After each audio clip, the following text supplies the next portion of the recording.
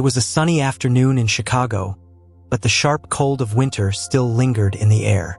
Two FBI agents, James Carter and Michael Harris, were in an unmarked car, parked near an old industrial area on the outskirts of the city. The mission was clear: to discreetly monitor a suspicious warehouse, allegedly used in a human trafficking ring. Sunlight reflected off the worn metal of the surrounding buildings, but not even the light could warm the tense atmosphere of the surveillance. Another wasted afternoon, James muttered, adjusting the watch on his wrist as he drummed his fingers on the car's dashboard. His tone revealed impatience, a result of years of fieldwork. Michael, beside him, stared intently at the warehouse, his posture rigid and focused. Before James could complain again, something caught both of their attention. A white dog appeared in the middle of the street. It looked thin, but there was a restless energy in its movements. Standing in the sun, the animal stared at the car as if it knew they were there. Its eyes conveyed something neither James nor Michael could describe, a mix of desperation and determination. "This is strange," Michael said, raising an eyebrow. "Is it looking at us?" The dog took a step forward, then another, and began barking. The sound was loud and direct, as if it were calling for help. Without hesitation, Michael opened the car door, grabbing his jacket. "Are you really going after a dog in the middle of an operation?" James asked incredulously. "Look at him," Michael replied, already heading out. "He wants to show us something." Reluctantly, James sighed and grabbed his flashlight. "If this sets us back, you're writing the report," he muttered, following his partner. The dog began to walk, occasionally looking back to make sure the two men were following. It led them down a narrow side street, where the air felt colder and the silence became oppressive. When it finally stopped in front of an old, abandoned building, the agents froze, staring at the worn structure, engulfed in shadow. "Why did he bring us here?" James asked, adjusting his belt while eyeing the eerie facade. Michael took a step forward, but before they could decide what to do, the dog barked again, louder this time, and disappeared through the open door of the building. If you're enjoying this story and want to know what happens next, don't forget to leave a like right now. It really helps the channel keep bringing more exciting stories your way. And if you're not subscribed yet, go ahead and subscribe. The entrance of the abandoned building seemed to swallow the sunlight. James and Michael stood still for a moment, exchanging tense glances, before finally deciding to enter. The agents' heavy boots echoed on the concrete floor as they turned on their flashlights. The air was thick, filled with dust and a metallic smell that assaulted their senses. The interior was a complete contrast to the bright street outside, dark, silent, and oppressive. "I don't know why we're following a dog," James murmured, his eyes scanning the place. The environment seemed empty, but the discomfort in his stomach was growing. "Something tells me he knows more than he's letting on," Michael replied, pointing his flashlight down a corridor to the right.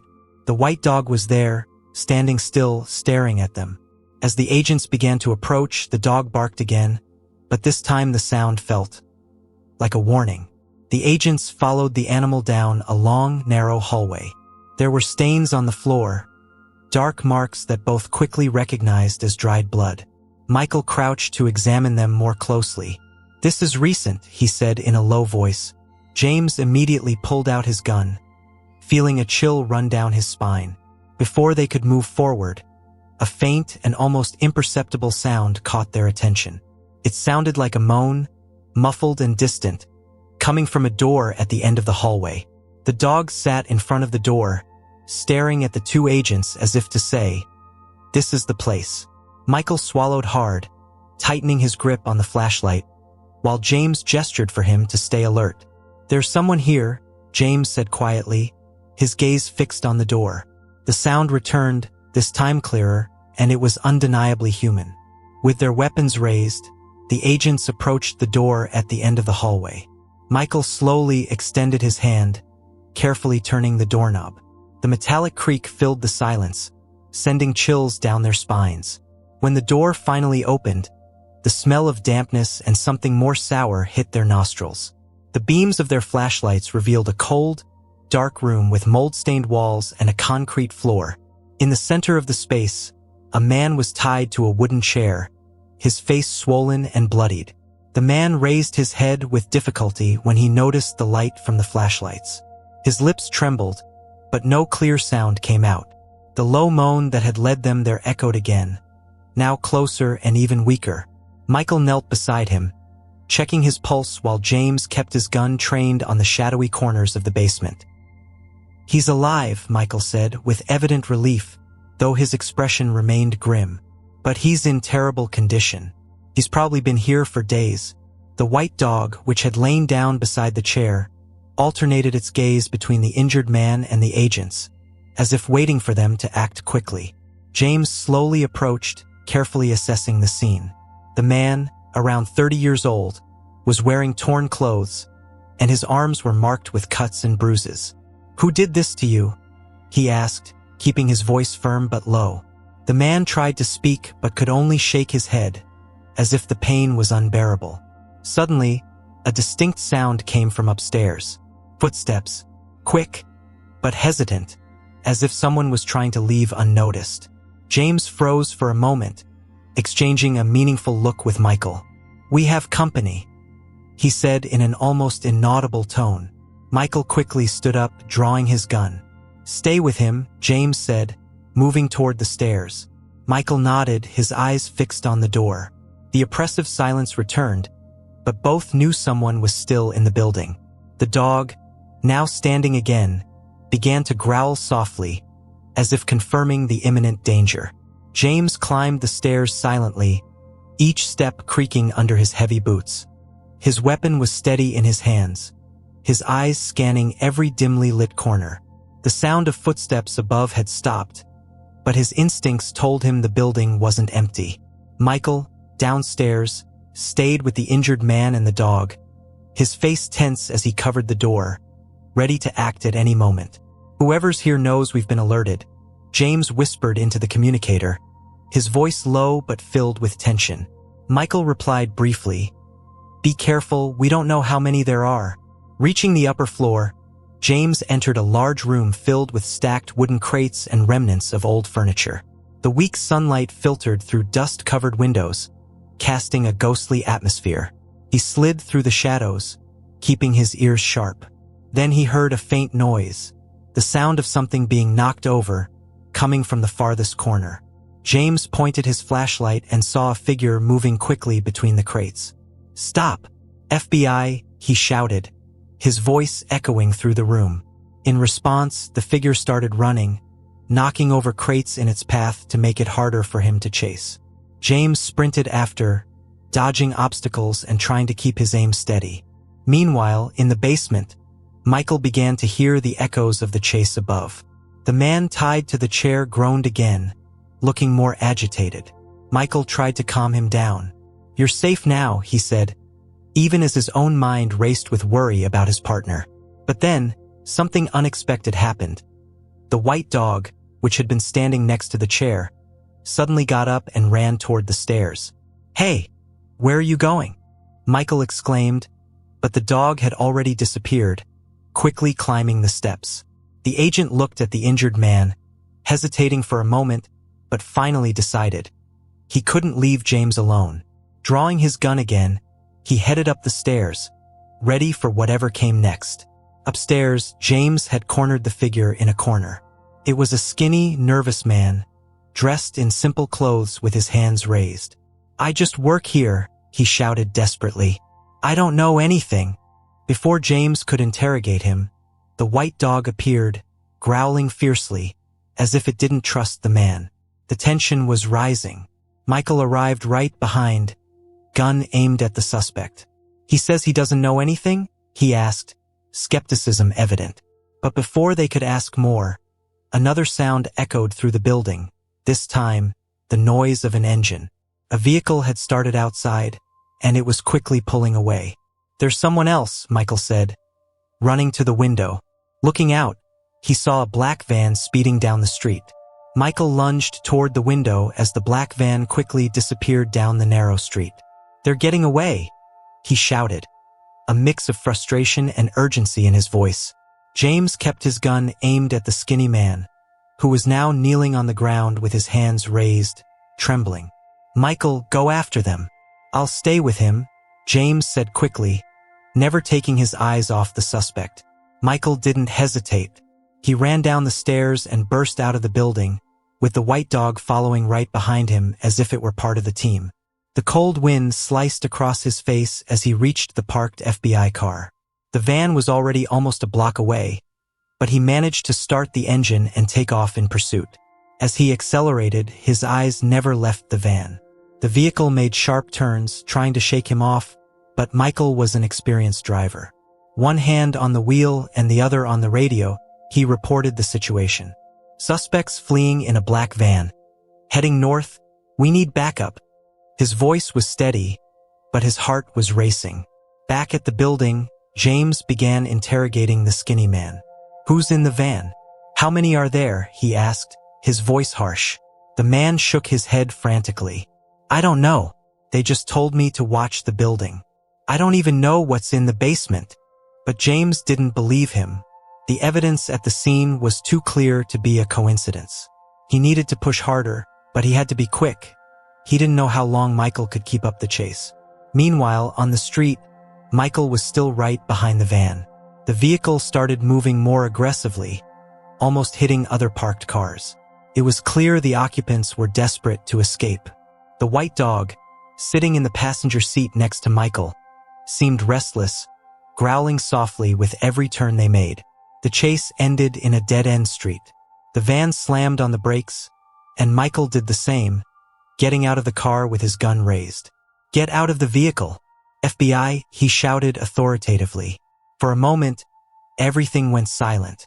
The white dog barked, breaking the tension, while Michael carefully took steps toward the van. Suddenly, the back door of the van opened violently, and two armed men jumped out. Gunshots started immediately, the deafening sound echoing through the streets. Michael dove behind a parked car for cover while calling for backup on the radio. Shots fired. "I need backup now." He knew he was at a disadvantage, but he wasn't backing down. "So what do you think is going to happen now? Will Michael be able to face the armed men? And what about the white dog? What role will it play in this chase?" Leave a comment below with your thoughts on what will happen next. Michael gripped his gun tightly as he heard the shots explode around him. Hidden behind a parked car, he knew he was at a numerical disadvantage, but retreating was not an option. The two armed men used the van as cover, shooting without hesitation. The narrow street echoed with the sound of gunfire, amplifying the tension with every passing second. The white dog beside him growled low, its eyes locked on the armed men. "Stay here," Michael whispered, gesturing for the animal not to move. He needed a break. His eyes quickly scanned the area, searching for something he could use. That's when he spotted a damaged hydrant a few meters away. An idea began to form. He fired twice at the hydrant, causing bursts of water to shoot out in all directions. The sudden noise and sight distracted the men, causing them to stop shooting for a brief moment. Michael seized the opportunity to advance. Crawling quickly into a closer position, he aimed at the van's tires and shot with precise accuracy. The van sagged slightly, tilting to one side, while the attackers cursed loudly, realizing that their escape would be much harder. Meanwhile, inside the building, James was about to leave when he heard the sound of Michael's radio. "Shots fired. I need backup now." He exchanged a glance with the skinny man he'd tied up minutes earlier. "Stay here," he said, pointing a threatening finger before rushing out. His mind raced with dark possibilities about what Michael could be facing. Back at the scene of the chase, the white dog made an unexpected move. It ran along the side of the van, distracting one of the attackers with a fierce bark. The man, reacting instinctively, turned his attention to the dog, giving Michael the chance to act. He moved quickly and shot the second attacker in the shoulder, causing him to fall screaming. The first one, finding himself cornered, dropped his gun and raised his hands, trembling in fear. Michael took a deep breath, keeping his gun steady. He heard footsteps behind him, and when he turned, he saw James running toward him, gun in hand. Backup had arrived. bringing with it a small victory amid the chaos. The chase had taken an unexpected turn. Michael, still trailing the black van, felt his heart pounding with every sharp turn he made. The white dog, as if becoming part of the team, ran alongside him, growling softly with every quick move of the vehicle ahead. The van was desperately trying to escape, but Michael was determined not to let them get away. "They're not getting away," Michael murmured, already realizing that this might be his last chance to catch the criminals. He accelerated the car, keeping the van in sight. Every move was crucial, and he knew that if he made a mistake now, he would lose the criminals for good. The van made a sharp turn, entering a dead-end street. The pressure was mounting. Michael knew that if he didn't act fast, the van's occupants could find a way to escape. He didn't hesitate. He slammed on the brakes, making the car slide to a stop right behind the van. The white dog, now completely in sync with the action, barked fiercely, as if part of a bigger plan. "Get out of the car! FBI!" Michael shouted, aiming his gun at the van. The seconds seemed to drag as he waited for a response. And then, in a quick and brutal move, the van's rear door swung open, and two armed men jumped out, immediately firing in his direction. They rushed out, immediately firing in his direction. Michael threw himself behind a parked car, dodging the shots. He was breathing heavily, his mind on high alert. "They won't get away," he thought, the sound of adrenaline filling his ears. The tension was palpable, but he knew the decisive moment was approaching. The white dog next to Michael didn't hesitate. It charged toward the attackers, barking and biting with fierce determination. This gave Michael the opening he needed. Seizing the moment, he rose from his cover and fired at the attackers, hitting one of them in the shoulder, making him fall immediately. The second man, realizing he was cornered, dropped his weapon and surrendered. Michael took a deep breath, still keeping the gun in hand. Before he could react, he heard footsteps behind him. It was James, who had finally arrived on the scene. Reinforcements had arrived, and with that, another mission was about to be completed. "Good job," James said, quickly glancing at the suspect. "Now, let's see what else they're hiding." Michael nodded without taking his eyes off the suspect. The danger had been neutralized, but he knew the story was far from over. They needed to understand what was behind the chase and uncover the identity of the criminals. The case was turning out to be bigger than they had imagined, and every piece of the puzzle was now more important than ever. The sound of sirens echoed down the street as reinforcements arrived. Michael was still panting, his mind processing the events that had unfolded so quickly. The white dog, now calm, stood by his side, watching the scene intently. The suspect, still on his knees with his hands raised, appeared defeated, but a deep look of fear remained in his eyes. James approached quickly, maintaining a firm stance. "This isn't just a robbery, Michael. It's clear there's something more behind this," he said, his voice thick with tension. Michael nodded, but before he could respond, the sound of a weak voice came from inside the van. It was the man who had fallen after Michael's shot. He was trying to get up, still groaning in pain, but the expression on his face told that something else was going on. "Don't move," James shouted, aiming his gun at the fallen man. He knew that the most important thing was to uncover everything the criminals were planning, and he couldn't allow any movement to be a sign of an impending threat. As the agents prepared to interrogate the criminals, one of the officers at the scene approached James and Michael with a concerned look. "We have a problem, agents," he said, glancing at the van. "The vehicle's records are forged. We couldn't find anything linking it to any known owner or organization." Michael looked at James, the feeling that they were facing something much bigger than a simple human trafficking case deepening. Something was being hidden, something that couldn't be explained by the mere presence of traffickers. What else did these men know? James signaled for the agents to begin searching the van, while he and Michael kept their eyes on the suspects. The white dog, as if aware of the gravity of the situation, stood still, waiting for the right moment to act.